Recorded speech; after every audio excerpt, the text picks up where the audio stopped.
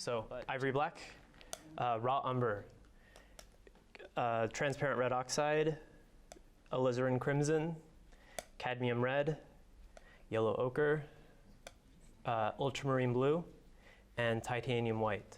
That's really basically it. I used to have a much bigger palette, but I just slowly removing more and more colors, and this is just way more enjoyable for me. So wait a little bit, chin up a little bit. So I always start with a big brush. In this case, I might actually use one of these. So I do want to do just a little basic explanation of what I'm thinking when I'm starting.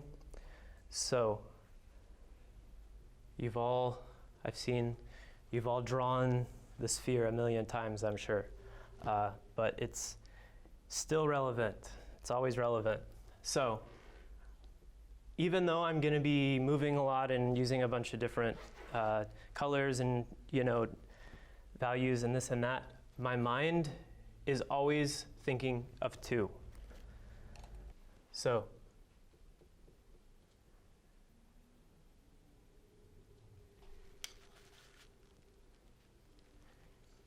the form, you want an average value of the skin tone and then an average value of the shadow. I'm always thinking of that pair. So as long as you just simplify your values, it'll look like the form will be apparent right away, just with the simple shadow, simple light, and a transition. So for the transition, you can use really any color. It just needs to be a value that's in between. So often you'll find that the midtones are a bit colder. So you could even just throw in a little bit of raw umber or black to the flesh tone mixture, and it'll work out.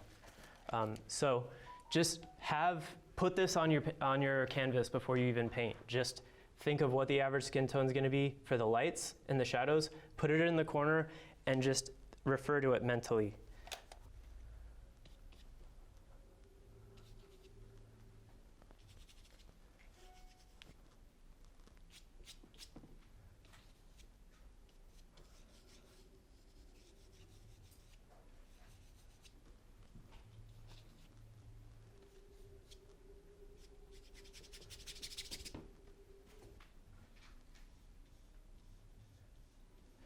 Step back, squint down.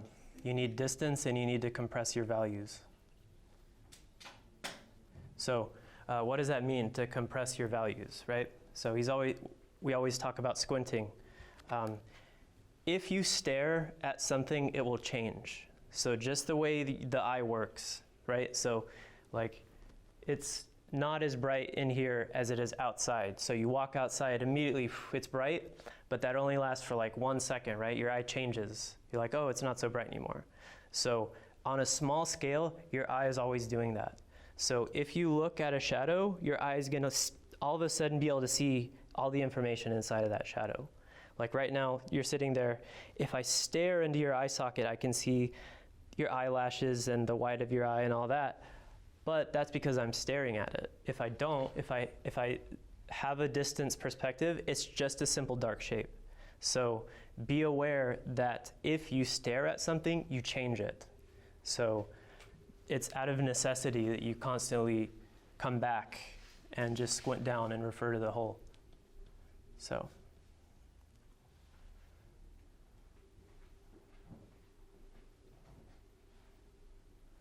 And usually what you'll find, okay, so there's this shape here of the eye socket.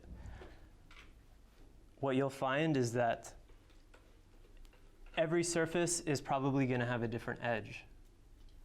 So that right here where the bridge of the nose is covering up part of the shadow, or this, you have the bridge of the nose meeting the socket, it's much sharper here than where the follicles of the brow are softening, yeah. So every side will be a little different.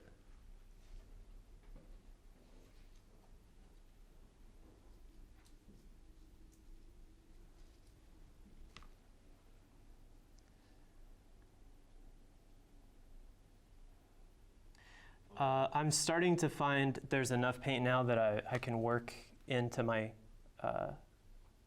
work my edges. So basically once it's at a point where I can start modeling, I would consider this the second layer now. So some places there's a bit of dry, bare canvas showing, but for the most part right now I'm working wet paint into wet.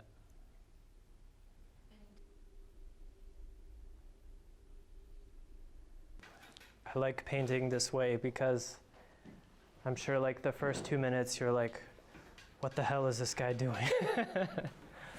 Beyond just like the average skin tone, there's not many light spots. And that's just on purpose because often they just sit there and they don't really like, it's like when you're doing a drawing, if you just let the lights be simple and work on the midtones and shadows, it looks more unified than so much work with like the white pencil, and it can look very fragmented very quickly. So by keeping the lights pretty simple, like if you look at all these figures, it's not so complicated in the lights, you know, it's just like the edges where it meets shadow are very well described, but you don't see a lot of spots floating around in the light. It's just very much like organized like that. So I tried to shoot for simple shadows, like flat shadows that are transparent. Remember the Coke versus chocolate milk thing, right? Simple, transparent shadows, simple lights, but complicated edges. And not necessarily complicated, but a large variety. So look for the soft edges, look for the sharp edges. If you make your edges and your midtones and all the transitions very dynamic, but keep the lights and the shadows very simple, then it's much easier to control and build a unified form. That's really the goal, is like a unified form. So